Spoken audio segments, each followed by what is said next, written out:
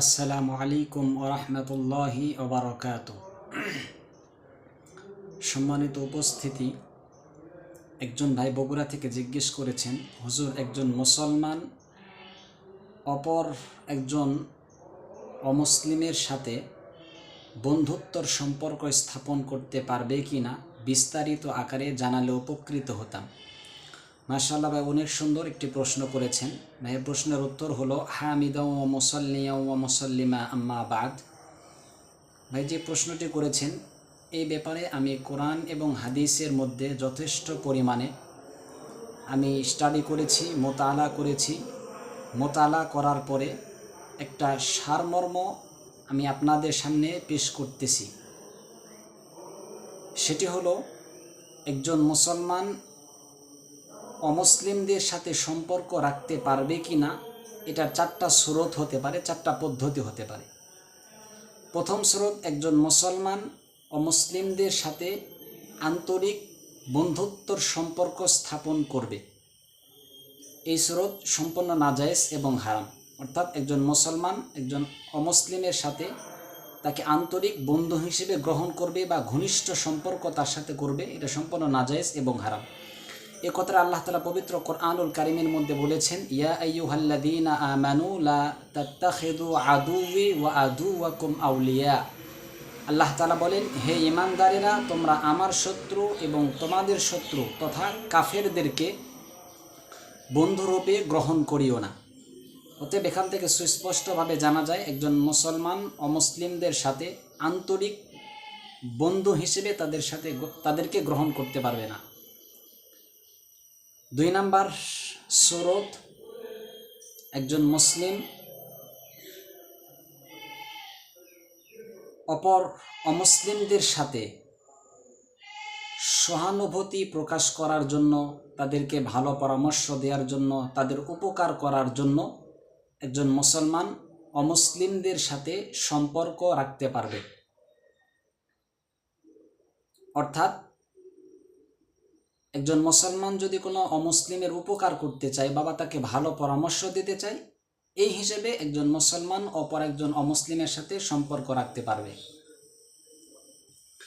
এই কথাটা আল্লাহ তাআলা সূরা মুমতাহিনার মধ্যে বিস্তারিতভাবে আলোচনা করেছেন। আল্লাহ তাআলা সেখানে বলেছেন, যদি কোনো অমুসলিম তোমাদের সাথে যুদ্ধে লিপ্ত না হয় বা তোমাদেরকে যদি তোমাদের দেশ থেকে বহিষ্কার করে না দেয়, তাহলে সেই ক্ষেত্রে তোমরা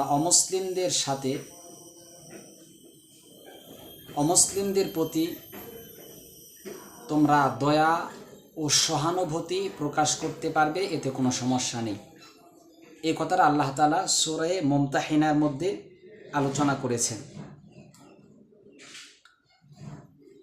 এক্ষেত্রে একজন মুসলমান অমুসলিমদের সাথে সম্পর্ক রাখতে পারবে, তার সাথে তার উপকার করার স্বার্থে বা তাকে ভালো পরামর্শ দেওয়ার ক্ষেত্রে একজন মুসলমান অমুসলিমদের সাথে সম্পর্ক রাখতে পারবে। তৃতীয় সুরত বা পদ্ধতি, একজন মুসলমান অমুসলিমদের সাথে সৌজন্যমূলক আচরণ করতে পারবে। অর্থাৎ যদি কোনো মুসলমান এমন কোনো জায়গায় থাকে যেখানে কাফেরদের শক্তি প্রবল, যদি কোনো মুসলমান সেখানে কাফেরদের সাথে ভালো ব্যবহার না করে বা তাদের সাথে যদি খারাপ আচরণ করে, তাহলে মুসলমানদের ক্ষতি হওয়ার আশঙ্কা রয়েছে। যদি এই ধারণা হয়, তাহলে আত্মরক্ষামূলক একজন মুসলমান অমুসলিমদের সাথে সম্পর্ক রাখতে পারবে। আল্লাহ তাআলা এই কথাটা সূরা আলে ইমরানের মধ্যে বিস্তারিতভাবে আলোচনা করেছেন। আল্লাহ তাআলা সেখানে বলেছেন, হে ঈমানদারেরা, তোমরা বিধর্মীদের সাথে অমুসলিমদের সাথে সম্পর্ক রাখিও না, বন্ধুরূপে তাদেরকে গ্রহণ করিও না। তবে ইল্লা আন তাত্তাকু মিনহুম তুকা, তবে যদি তোমরা তাদের অনিষ্টতার আশঙ্কা করো, তবে তোমরা নিজেদের আত্মরক্ষার স্বার্থে তাদের সাথে সৌজন্যমূলক আচরণ করতে পারবে, এতে কোনো সমস্যা নেই। অতএব এই তৃতীয় সুরতও জায়েজ। একজন মুসলমান অমুসলিমদের সাথে নিজেকে আত্মরক্ষার জন্য অমুসলিমদের সাথে সম্পর্ক রাখতে পারবে। নাম্বার 4, একজন মুসলমান অমুসলিমদের সাথে ব্যবসা বাণিজ্যের ক্ষেত্রে, ইজারার ক্ষেত্রে, চাকরি করার ক্ষেত্রে, মিল ফ্যাক্টরির ক্ষেত্রে একজন মুসলমান অমুসলিমদের সাথে সম্পর্ক রাখতে পারবে যদি এতে নিজের ধর্মের কোনো ক্ষতি না হয়। কারণ অধিকাংশ সময় দেখা যায় ব্যবসার ক্ষেত্রে একজন মুসলমান অমুসলিমদের সাথে সম্পর্ক রাখতে পারবে।